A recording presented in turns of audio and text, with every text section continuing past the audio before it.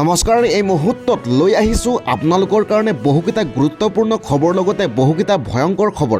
প্ৰতিটো খবৰে আপোনালোকে জনাটো অতিকৈ প্ৰয়োজনীয়। সম্পূৰ্ণ খবৰকেইটা জনাৰ আগত আপুনি যদি মোৰ চেনেলটো নতুনকৈ আহিছে তেনেহ'লে চেনেলটো ছাবস্ক্ৰাইব কৰি ল'ব, লগতে লাইক এটা দি মোক উৎসাহিত কৰিব। দিব লৈছোঁ প্ৰথমটো গুৰুত্বপূৰ্ণ খবৰ আপোনালোকক। ৰাজ্যৰ কৃষকৰ বাবে ডাঙৰ খবৰ। চৰকাৰে ক্ৰয় কৰিব ধান আৰু সৰিয়হ। প্ৰতি কুইণ্টেল ধানত পাব ২৫৫০ টকাকৈ। এই মুহূৰ্তত দিব বিচাৰিছোঁ এটা গুৰুত্বপূৰ্ণ খবৰ। প্ৰতি কুইণ্টেল সৰিয়হত ৪,৪৫০ টকাকৈ ক্ৰয় কৰিব চৰকাৰে। অধিক দাম দি কৃষকৰ পৰা ধান আৰু সৰিয়হ ক্ৰয় কৰিব চৰকাৰে। ২৫৫০ টকাকৈ প্ৰতি কুইণ্টেল ধান ক্ৰয় কৰিব চৰকাৰে আৰু লগতে প্ৰতি কুইণ্টেল সৰিয়হ ৪,০৫০ টকাকৈ ক্ৰয় কৰিব চৰকাৰে। কৃষকসকলক সকাহ দিয়াৰ বাবে চৰকাৰে ডাঙৰ পদক্ষেপ গ্ৰহণ কৰিছে। জনাইছোঁ গুৰুত্বপূৰ্ণ খবৰ। কৃষকক ভাল খবৰ দি বৰ্ধিত মূল্য কথা ঘোষণা কৰিলে মন্ত্ৰী ৰঞ্জিত দাসে। দিব লৈছোঁ অন্য এক গুৰুত্বপূৰ্ণ খবৰ। সাৱধান মুহূৰ্ততে জব্দ হ'ব আপোনাৰ ঘৰৰ ফ্ৰিজ, বেটাৰী, ই ৰিক্সা। ঘৰে ঘৰে বিদ্যুৎ বিভাগৰ অভিযান। জনাইছোঁ গুৰুত্বপূৰ্ণ খবৰ। সাৱধান মুহূৰ্ততে জব্দ হ'ব আপোনাৰ ঘৰৰ ফ্ৰিজ, বেটাৰী, ই ৰিক্সা। ঘৰে ঘৰে গৈ বিদ্যুৎ বিভাগৰ অভিযান। চুৰি বিদ্যুৎ ব্যৱহাৰকাৰীৰ বিৰুদ্ধে কঠোৰ বিদ্যুৎ বিভাগ। ইতিমধ্যে নিশা অভিযান চলাই বিদ্যুৎ বিভাগে জব্দ কৰে 11খন ই ৰিক্সা আৰু 2টাকৈ ফ্ৰিজ। সাৱধান মুহূৰ্ততে জব্দ হ'ব আপোনাৰ ঘৰৰ ফ্ৰিজ, বেটাৰী আৰু ই ৰিক্সা। দিব লৈছোঁ অন্য এক গুৰুত্বপূৰ্ণ খবৰ। সাজু হওক আপুনি। 1 জানুৱাৰীত ৰাজ্যবাসী পাব কেইবাটাও ডাঙৰ উপহাৰ। আৰম্ভ হ'ব 4টাকৈ নতুন আঁচনি। এই মুহূৰ্তত জনাইছোঁ ৰাজ্যৰ লাখ লাখ লোকৰ বাবে ডাঙৰ খবৰ। 1 জানুৱাৰীত ৰাজ্যবাসীয়ে পাব কেইবাটাও ডাঙৰ উপহাৰ। আৰম্ভ হ'ব 4টাকৈ নতুন আঁচনি। 1 জানুৱাৰীৰ পৰা ৰাজ্যত আৰম্ভ হ'ব বাবু আঁচনি।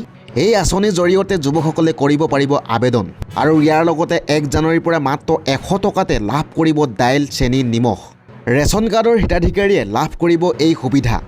লগতে 1 জানুৱাৰীত অৰুণোদয় হিতাধিকাৰীৰ বাবে মুখ্যমন্ত্ৰীয়ে কৰিব ডাঙৰ ঘোষণা। বৃদ্ধি পাব পাৰে অৰুণোদয় আঁচনি ধন। আৰু আনফালে জানুৱাৰীত ৰাজ্যবাসীয়ে ৰন্ধন গেছত পাব ৰাজ সাহায্য। মাত্ৰ 300 টকাতে লাভ কৰিব উজ্বলা ৰন্ধন গেছ। মুখ্যমন্ত্ৰী সুলভ ইন্ধন আঁচনিৰ হিতাধিকাৰীও পাব 250 টকাকৈ ৰাজ সাহায্য। দিব লৈছোঁ অন্য এক গুৰুত্বপূৰ্ণ খবৰ আজিৰ দিনটোৰ। নৱবৰ্ষৰ উদযাপনৰ পূৰ্বে জাৰি কৰা হৈছে 6টাকৈ কঠোৰ নিয়ম। জাৰি কৰা হৈছে BNSৰ 163 ধাৰা। নিয়ম উলংঘন কৰিলে আপোনাৰ বিপদ নিশ্চিত। জনাইছোঁ গুৰুত্বপূৰ্ণ খবৰ। নৱবৰ্ষৰ আনন্দক লৈ আহি গ'ল ইতিমধ্যে নিৰ্দেশনা। জাৰি কৰা হৈছে BNSৰ 163 ধাৰা। নৱবৰ্ষ উদযাপনৰ পূৰ্বে জাৰি কৰা হৈছে কঠোৰ 6টাকৈ নিয়ম। মদ্যপান কৰি চলাব নোৱাৰিব বাহন। উচ্চ স্বৰত মাইক বজাই DJ বজাই হুলস্থুল কৰিব নোৱাৰিব। বাইক চালক আৰোহীয়ে কৰিব নোৱাৰিব সুৰা সেৱন। বাইক মডিফাই কৰি কৰিব নোৱাৰিব স্থান। বনভোজস্থলীত ৰাজহুৱা স্থানত ফটাব নোৱাৰিব ফটকা। আনফালে দিব লৈছোঁ অন্য এক গুৰুত্বপূৰ্ণ খবৰ আজিৰ দিনটোৰ। বিশ্বত সন্ত্ৰাসবাদ বিয়পাইছে পাকিস্তানে। 12 ইহুদী নাগৰিকক গুলীয়াই হত্যা পাক সন্ত্ৰাসবাদীৰ। অষ্ট্ৰেলিয়াৰ 12 ইহুদী নাগৰিকক খেদি খেদি গুলীয়াই হত্যা। ফটো ভাইৰেল হোৱাৰ 8 তাৰিখ চিনাক্ত। সন্ত্ৰাসবাদীৰ নাম হৈছে নাভিদ আক্ৰম। পাকিস্তানৰ লাহোৰত ঘৰ নাভিদ আক্ৰমৰ। অষ্ট্ৰেলিয়াই গুলীচালনাৰ ঘটনাত বৰ্তমানে কম্পমান বিশ্ব। হাজাৰ হাজাৰ লোক সমাগম হোৱাৰ বিচ্ছিত কৰিছিল এই গুলীচালনা। আনফালে দিব লৈছোঁ অন্য এক গুৰুত্বপূৰ্ণ খবৰ। জুবিন গাৰ্গৰ অনিচ্ছা সত্ত্বেও ছিংগাপুৰলৈ যাবলৈ কোনে কৰাইছিল বাধ্য। চাৰ্জশ্বিটত চাঞ্চল্যকৰ তথ্য। এই মুহূৰ্তত জনাইছোঁ এটা গুৰুত্বপূৰ্ণ খবৰ। 12,000 পৃষ্ঠাৰ চাৰ্জশ্বিটত চাঞ্চল্যকৰ তথ্য ইতিমধ্যে ফাদিল হৈছে। জুবিন গাৰ্গৰ অনিচ্ছা সত্ত্বেও ছিংগাপুৰলৈ যাবলৈ কোনে বাধ্য কৰাইছিল। ছিংগাপুৰত অনুষ্ঠান কৰাৰ ইচ্ছা নাছিল জুবিন গাৰ্গৰ।